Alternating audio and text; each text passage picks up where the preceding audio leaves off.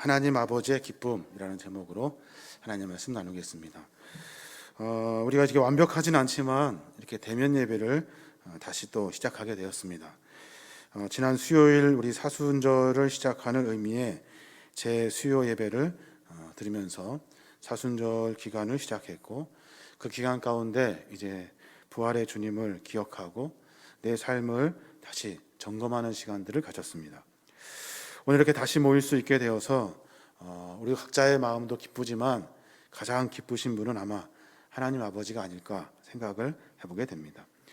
백신도 이제 접종이 시작되고 치료제가 개발되고 이렇게 하나씩 착착 진행되고 있는 소식들을 들 때마다 다시 일상을 찾을 수 있지 않을까 하는 생각을 해보게 됩니다. 우리가 다시 일상을 찾으면 함께 모여 예배할 수도 있고 또 여러 가지 일들을 할 수 있잖아요. 근데 코로나로 우리가 잃은 일상, 그 일상을 잘 한번 생각해 보면 참 인간의 생각이 짧다는 생각이 들어요. 여러분, 일상이 뭡니까? 일상. 우리가 그렇게 돌아가고 싶은 일상이 뭐예요? 한자로 보니까 매일 반복되는 생활이에요. 매일 반복되는 생활. 과거 우리에게 반복되는 일상의 생활이 정말로 좋아서 우리가 또다시 그 일상으로 돌아가고 싶은 겁니까? 그래서 과거의 일상으로 돌아가면 우리는 일상 속에서 또다시 더 나은 일상을 찾고 또 많은 문제들로 하여금 다른 일상을 찾아서 또다시 욕심내며 살아가야 이 삶의 반복, 이 살먹이 반복되는 일상을 우리가 그렇게 지금 소망하고 있는 겁니까? 일상으로 다시 돌아갔으면 하는 마음들이 다 있을 거예요. 근데 그 일상을 조금 신앙의 관점에서 생각해 봤으면 좋겠어요. 채워지지 않는 일상, 늘 부족하여 욕심을 낼 수밖에 없는 일상, 그런 일상 말고 진정한 신앙인의 일상, 우리가 신앙인으로서 어떤 일상을 살아야 하는지에 대한 고민을 이 시간 같이 나누려고 합니다. 일상이 참 지루하고 따분하여서 자기 자신의 일상을 바꾸고자 하는 한 사람이 있어요. 그 성경에 나온 사람인데 오늘 우리가 읽었던 둘째 아들이야. 둘째 아들이 자기가 살았던 그 일상, 지루하고 따분하고 그리고 채워지지 않는 일상을 바꾸고자 오늘 성경에 나옵니다. 어떻게 하면 이 일상을 바꿀 수 있을까 고민하다가 그래, 돈 있으면 되겠다 싶어서 돈을 가지고 도시로 갈 생각을 합니다. 그런데 돈 나올 데가 없어요. 돈 나올 데가. 생각해 보니까 아버지의 재산이 눈에 보입니다. 아버지의 재산. 조금 심하게 말하면 아버지는 곧 돌아가시니까 아버지의 재산, 형하고 나하고 어차피 나눠 가질 거 아닌가요? 그러니까 그걸 좀 미리 달라고 해야 되겠다. 그래서 그거 가지고 이 답답한 일상을 다 벗어버리고 새롭게 시작하자라고 생각한 거예요. 유대율법에 의하면 아버지의 재산 3분의 2는 형 거예요. 장자의 것이고 3분의 1은 차자인 자기 거예요. 신명기 21장 17절에 보면 아들을 장자로 인정하여 자기의 소유에서 그에게는 두 몫을 줄 것이니 그는 자기의 기력의 시작이라 장자의 권리가 그에게 있음이니라. 그러니까 둘은 형 거고 하나는 내 거예요. 그래서 그거 하나 가지고 이제 가자. 이 엄격한 법이 적용되었는데 근데 이 법은 아버지가 죽거나 아니면 아버지가 죽기 전에 실행되려면 아버지가 판단하셔야 돼요. 아버지가 그렇게 해야 되거든요. 그러니까 둘째 아들이 아버지에게 가서 떼를 쓰기 시작합니다. 아버지, 재산 중에 일부 어차피 나에게 돌아올 분깃을 내게 주십시오. 아버지 생전에 상속은 어떤 면에서 아들을 지극히 사랑하는 아버지의 마음이 그 안에 들어 있어요. 그렇게 떼쓰는 아들에게 아버지가 그 아들을 사랑하기 때문에 일부러 이렇게 띄어서 줍니다. 이런 점에서 아버지가 살아계시는 동안 그 아들은 참 불효하고 아버지의 마음을 잘 모르는 것 같아요. 그래서 또 아버지의 그 권위에 대한 도전의 행동이고 아버지의 그 다스림을 거부하는 일들이고 자기 생각을 앞세워서 나는 자유롭게 나는 독립을 얻고자 하는 모든 생각들이 어쩌면 그 아들의 방종인 거예요. 방종. 그래서 모든 일상의 자기 생각의 정상화를 만들려고 하는 자기 욕심이라는 거예요. 우리가 회복해야 될 일상은 도대체 뭘까요? 우리가 회복해야 될 일상, 맨날 만나는 문제, 그 문제에 휩쓸리고 조금 편하면 조금 더 편하려고 하는 그런 인간적인 일상들 말고, 어느 상황에서도, 다시 말해서 코로나의 상황이나 고난의 상황이나 질병의 상황이나 슬픔의 상황이나 어려움의 상황에서도 계속 되어야 되는 우리의 일상은 도대체 뭘까요? 그 일상을 우리가 찾아야 하는 거예요. 사랑하는 여러분, 우리가 생각하는 일상은 세상이 생각하는 일상이 아니라 하나님을 떠나지 않는 일상을 찾아야 돼요. 계속해서 욕심 가지고 살아가는 일상 말고 하나님의 은혜를 만날 수 있는 일상을 찾아야 하는 거예요. 둘째 아들은 아비에 대한 불효를 물사하고 자기 몫의 재산을 요구하고, 그리고 돈을 마련한 직후에 자기가 그토록 바라던 먼 나라로 떠납니다. 둘째 아들에게 나타난 이 먼 나라라는 말은 단순히 거리가 먼 것을 의미하는 것이 아니잖아요. 정신적인 것, 육체적인 것, 의식적인 것, 신앙적인 것에서 멀어짐을 의미하고 있어요. 나가 아버지의 간섭을 받지 않겠다. 아버지의 잔소리를 더 이상 듣지 않겠다. 내 생각에 내 마음대로 할 수 있는 먼 곳으로 떠나야겠다라고 생각한 거예요. 먼 곳으로 가면 자유가 보장되어 있을 것 같고, 먼 곳에 가면 자기 마음대로 할 수 있을 것 같으니까 아버지의 그 일부의 재산을 가지고 떠나기 시작한 거예요. 생각해 보니까 우리 신앙인들이 가지는 일상은 다른 사람들이 쫓는 그런 일상과는 달라야 돼요. 우리가 쫓는 일상은 그런 일상이 되어서는 안 돼요. 불편하고 고난이 있고 문제가 있을 때마다 우리의 일상은 하나님을 붙드는 일상이 되어야 하는 거예요. 어느 순간에서도 하나님을 붙들어야 하는 것이 우리의 일상이에요. 그래서 우리가 누리는 일상은 맨날 찾아야 되고 맨날 소원해야 되고 그런 일상이 아니라 하나님 안에서 참 자유를 누리고 참 평화를 누리고 하나님을 향한 기대와 소망으로 사는 일, 그 일상을 우리가 살아야 하는 거예요. 바울은 그래서 이러한 일들을 우리가 뭔가 잘못되고 있다는 사실을 가르쳐 주려고 갈라디아서 5장 1절에 그렇게 말해요. 그리스도께서 우리를 해방시켜 자유의 몸이 되게 하셨으니 여러분은 굳게 서서 다시는 종로로 타지 마십시오 라고 선포해요. 그리스도께서 우리를 해방시켜 주셨대요. 자유의 몸이 되게 하셨대요. 어디에서의 자유예요? 맨날 쫓아야 하는, 맨날 욕심내야 되는, 맨날 아등바등 살아야 되는 그런 삶의 여정 가운데서 하나님과 함께 동행함으로 말미암아 우리에게 진정한 참 자유를 허락해 주신 거예요. 그러니까 여러분, 우리는 그리스도 안에서 참 자유인입니다. 하나님을 바라고 하나님을 의지하면 그 안에서 참된 복을 누릴 수 있습니다. 그러니까 다시는 그 세상의 것 쫓지 마십시오. 세상의 일상으로 돌아가지 마십시오. 거기에 종처럼 살지 마십시오 라고 선포하고 있는 거예요. 우리를 일상의 매임에서 해방시켜 주시기 위해서 우리에게 자유를 허락해 주신 거예요.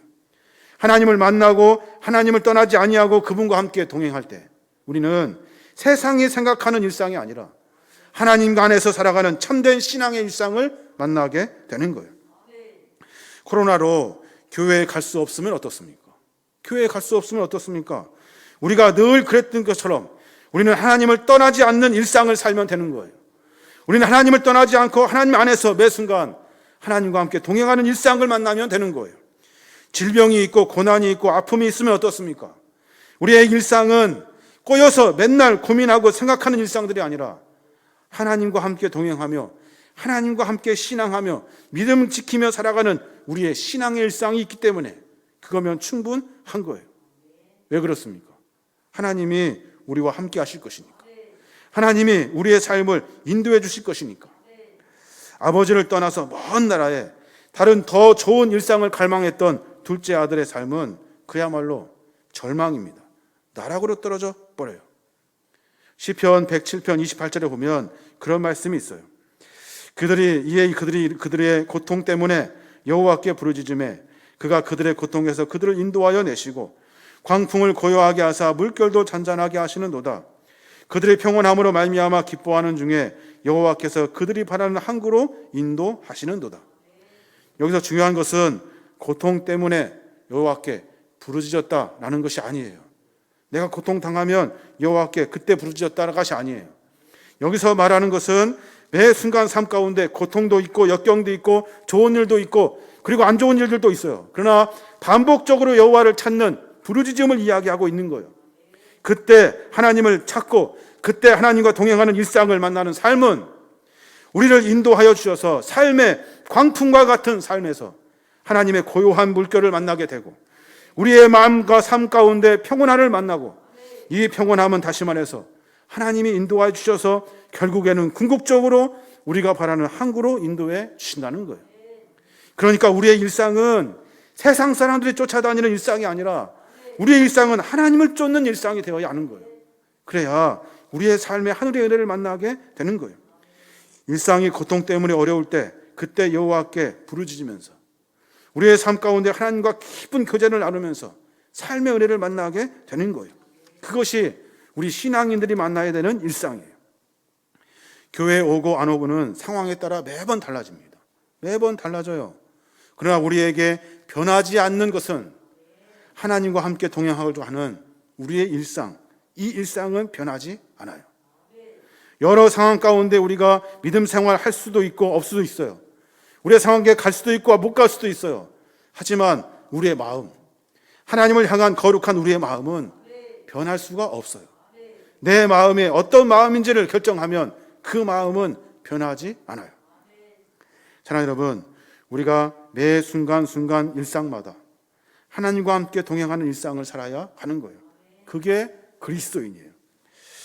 우리의 삶 가운데 뭔가 잘못된 것 같으면, 뭔가 내가 다른 세상적인 일상을 쫓고 있다 한다면 빨리 돌이켜야 돼요. 오늘 둘째 아들은 자기가 더 나은 일상을 찾아 떠나잖아요. 조금 놀다 보니까, 조금 놀다가 시작해야지 하면서 시작한 일이 노는 것이 다 일상이 돼버렸어요. 이제 시작할까 했는데 상황이 그 나라에 흉년이 들어와서 생각하고 고민하고 풀리지 않는 이 일들 때문에 고민하는 일상이 돼버렸어요. 고민만 하고 있어요. 상황이 더 악화되었는지 새로 번역에 보면은 그 번역을 그렇게 하고 있어요. 그는 쪼들리기 시작하였다라고 번역해요. 쪼들리기 시작했대요. 모든 삶이 쪼들리기 시작한 거예요. 그 쪼들리는 삶이 또 일상이 돼버렸어요. 먹는 것이 시원찮아요. 먹는 것이 시원치 않으니까 돼지 밥을 돼지와 같이 나눠 먹는 것이 그의 일상이 돼버렸어요. 이럴 때, 그때 문제가 있을 때 둘째 아들은 깨달아요. 돌이켜요. 내가 이제 다시 아버지에게로 돌아가야겠다라고 생각을 하는 거예요. 자기의 일상이 어쩌면 내 욕심대로 하려고 하다가 늘 부족해서 만나게 되는, 반복되는 여러 가지 어려운 상황의 일상을 만나게 된다면 우리는 하나님과 함께 동행하는 일상의 자리로 돌아설 수 있어야 하는 거예요. 여러 번 말씀드립니다. 누가복음 15장 17절에 보면 이에 스스로 돌이켜 이르되 내 아버지에게는 양식이 풍족한 품꾼이 얼마나 많은가. 나는 여기서 줄여 주는구나. 여기서 스스로 돌이켜라는 단어, 헬라어로는 에이스 헤이오톤 데 엘돈이라고 읽어요. 스스로 돌이켜. 그 말의 의미는 뭐냐면 기절했다가 다시 회복하는 거예요. 이것은 의학적인 표현이에요. 이제서야 정신이 들었구나. 의사가 환자를 보고 정신이 들었네? 라고 하는 말이에요. 하나님이 둘째 아들을 보고 이제야 정신을 차리는구나 라고 말씀하고 계시는 거예요. 새로 번역된 새 번역에는 잘 번역해놨어요. 그제서야 그는 제정신이 들어서 이렇게 말하였다. 내 아버지의 그 많은 품꾼들에게는 먹을 것이 남아 도는데 나는 여기서 굶어 죽는구나. 사랑하는 여러분, 우리가 세상의 일상을 쫓고 있다 한다면, 우리가 하나님을 거역하고 그분에게서 떠나 다른 일상을 찾고 있다면, 그래서 우리가 늘 언제나 고민해야 되고 근심해야 되고 문제가 산적하게 쌓여 있어서 아둥바둥 쪼들리며 살아야 되는 삶의 여정들이 있다 한다면 스스로 돌이켜 다시 정신을 차리고 하나님에게로 돌아서야 하는 거예요. 하나님을 만나고 하나님과 함께 동행하면서 그분과 함께 사는 신앙의 일상을 만나야 하는 거예요. 그렇지 않으면 우리는 또다시 세상의 일상을 반복할 수밖에 없어요. 사랑하는 여러분, 이렇게 위대한 자기 발견을 하고 난 다음에 생을 뼈저리게 느낀 둘째 아들이 자기 잘못을 깨닫고 마냥 머무르지 않고 아버지께로 향하여 발길을 옮깁니다. 일어나 아버지께로 돌아가야겠다. 일어나 아버지께로 돌아가겠다라고 선포하며 아버지의 자리로 돌아가는 거예요. 둘째 아들은 아버지 집에 들어가서 아버지께 자기 자신이 연태까지 했던, 이제까지 했던 악한 행승들을 숨김없이 조목조목 아뢰기로 작정을 합니다. 18절에 그렇게 말해요. 그렇다. 아버지에게 가서 이렇게 말씀드려야지. 아버지, 제가 하늘과 아버지께 죄를 지어 이젠 아버지의 아들이라고 할 자격도 없습니다. 다만 저를 일꾼의 하나로서 주십시오. 그제서야 아버지 품에 있는 일상이 참된 일상이라는 사실을 깨닫게 되는 거예요. 사랑하는 여러분, 세상의 일상이 아니라 신앙의 일상을 회복해야 하는 거예요. 썬데이 크리스찬이 되어가지고 주일만 교회 오는 것이 아니라, 아는 사람 만나서 그 사람만 교제하는 것이 아니라, 세상은 이렇게 왕통하게 살다가 교회에 가끔 나오는 그런 일상들 말고 매 순간순간 하루에도 한순간도 잊어버리지 아니하고 우리의 상황 가운데 하나님과 함께 동행할 수 있는 신앙의 일상을 찾아야 하는 거예요. 그래야 어렵고 힘든 일이 있을 때, 지금처럼 교회도 가지 못하고 우리가 신앙생활을 할 수 없는 상황이 됐을 때, 그때 우리의 마음이 변하지 않는 거예요.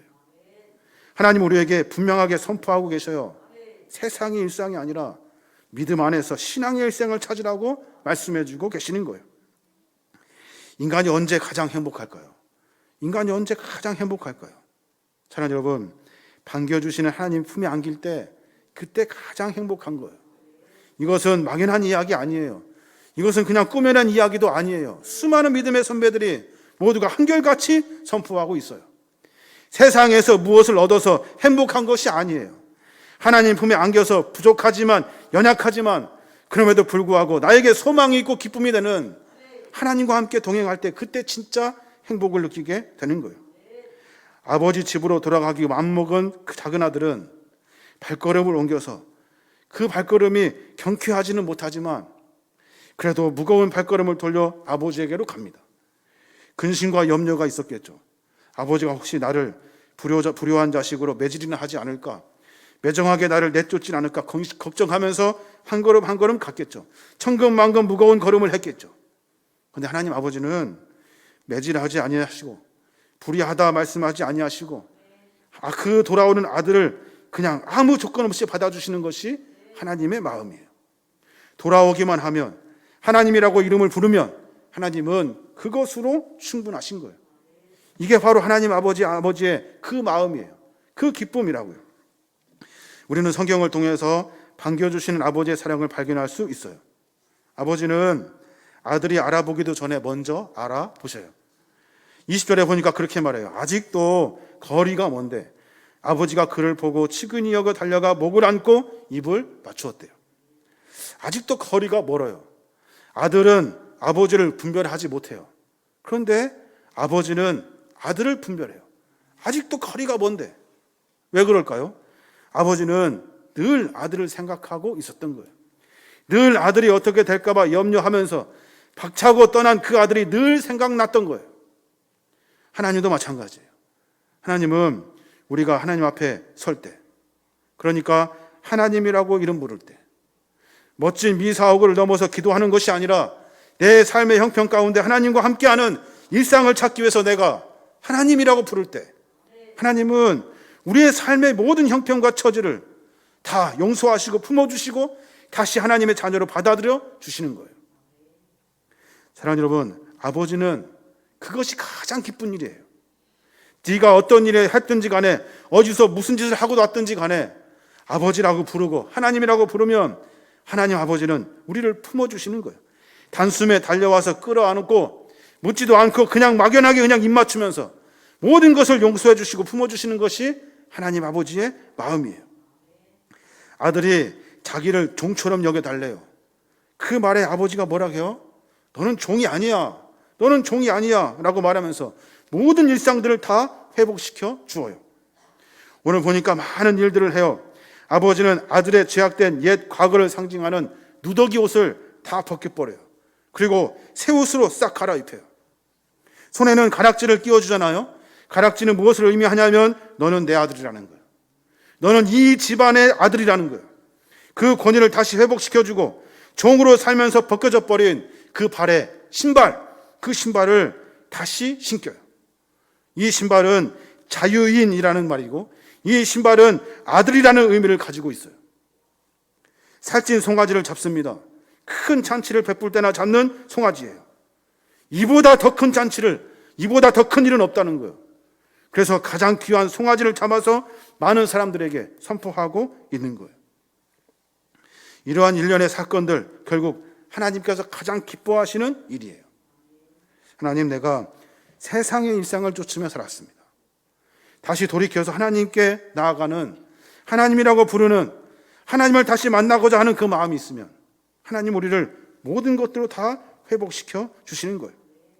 죄인이 회개를 하면 그것보다 더 기쁜 일이 없다고 말씀하시는 주님, 우리가 하나님을 찾고 부를 때마다 하나님 우리에게 은혜 베푸시길 원하시는 것이 하나님 마음이에요.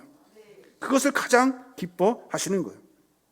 우리는 누구의 지배도 받기 싫고 누구의 간섭도 받기 싫고 내가 원하는 것, 내가 마음대로 채워지길 원하는 것이 우리의 마음이잖아요. 그것이 자유라고 생각하고 그 일상을 쫓으며 늘 살아요. 코로나로 돌아다니지 못하고 늘 입술 속에서 달고 다니던 말이 일상을 회복했으면 좋겠다 하는 말이에요. 여러분, 그런 일상 회복하면 그 일은 또 반복됩니다. 문제는 계속 반복되고 어려운 일들은 또 계속되고 그 안에서 아둥바둥 욕심 부리며 또 살아야 돼요. 우리가 추구해야 되는 일상은 그런 일상이 되면서는 안 돼요. 우리가 추구해야 될 일상은 하나님과 함께 동행하는 일상이에요. 내 삶의 문제를 주께 맡기고 하나님이 내 삶의 문제를 해결해 주시는 하늘의 은혜의 일상을 만나야 하는 거예요.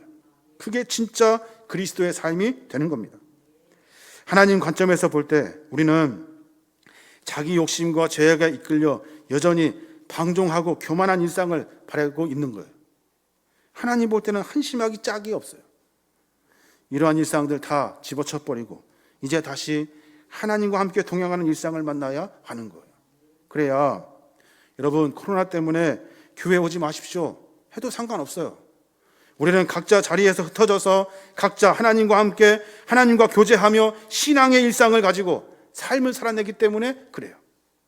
초대교회 많은 교인들, 초대교회 많은 성도들이 함께 모여 예배할 수 없을 때 모두가 다 흩어집니다. 흩어져서 각자의 자리에서 하나님과 함께 교제하면서 신앙을 붙들고 삶을 살아내요. 그러다가 언제 가끔 한번 모일 수 있으면 서로 눈과 눈을 마주치면서 그들이 살았던 이야기를 나눕니다. 어렵고 힘든 상황 가운데서도 포기하지 아니하고 거기에 휩쓸리지 아니하고 내가 신앙을 지켰던 이야기들을 눈빛을 통해서 서로 교제를 나눠요. 그리고 나서 다시 마음 가운데 하나님을 붙들고자 하는 신앙의 일상을 가지고 세상으로 또 흩어져요. 그 일들을 계속해서 반복해요. 신앙인들은 그런 거예요. 우리가 어떤 상황과 형편이 될 때 신앙, 믿음 생활하는 것이 아니에요. 어느 곳에 있든지 간에, 어느 자리가 됐든지 간에, 어느 형편이 됐든지 간에 우린 그곳에서 신앙의 삶을 살아야 되는 신앙의 일상을 만나야 하는 거예요. 그게 그리스도인인 거예요. 하나님은 우리가 죄를 고백하기 전에 우리를 이미 다 사랑하셔요. 하나님을 믿고 믿음 안에 살아가는 것 잃어버릴 때가 너무나 많습니다. 그런데 하나님, 내가 해보려고 해요. 하나님 도와주세요. 하나님이라고 말할 때 하나님은 이미 많은 것들을 다 준비해 놓으셨어요. 용서하시고 품어주시고 삶의 형편을 하나님의 은혜로 만들어 가시는 거예요. 스스로 돌이켜 정신 차리고 다시 주 앞에 설 때, 다시 주님께 발걸음을 옮겨 놓을 때, 그때 하나님이 가장 기뻐하시는 거예요. 이것이 바로 우리가 만나야 될 하나님의 은혜예요. 이것이 우리가 지켜야 될 신앙의 일상이라고요. 이 일상을 지켜내어야 하는 거예요. 모두가 다 모일 수 없고 흩어져서 어떻게 살지도 모르고 살아가는 그 순간순간에 우리는 서로에게 격려하며 떳떳하고 자신 있게 신앙의 일상을 지키고 있다고 서로에게 이야기해 줄 수 있어야 하는 거예요. 그래야 진정한 그리스도인이 되는 거예요. 가장 복되고 행복한 것은 하나님과 함께 동행하는 신앙의 일상을 만나는 거예요. 그때 하나님은 우리에게 은혜를 베풀어 주시고 세상에 근심하며 걱정하는 일들을 해결해 주시고 더 많은 것들로 하나님의 은혜를 만나게 하시는 거예요. 이것이 바로 하나님 아버지의 마음이에요. 우리의 삶의 모습 가운데 다시 한번 점검해 보시기 바랍니다. 내가 세상의 일상을 쫓을 것인가? 아니면 신앙의 일상을 쫓을 것인가? 생각하서 다시 한번 결단해내므로 말미암아 우리의 일상이 하나님과 더 깊은 교제를 나누고 하나님의 은혜를 만나는 복된 은혜의 자녀들 되시길 주님의 이름으로 축원합니다. 아멘.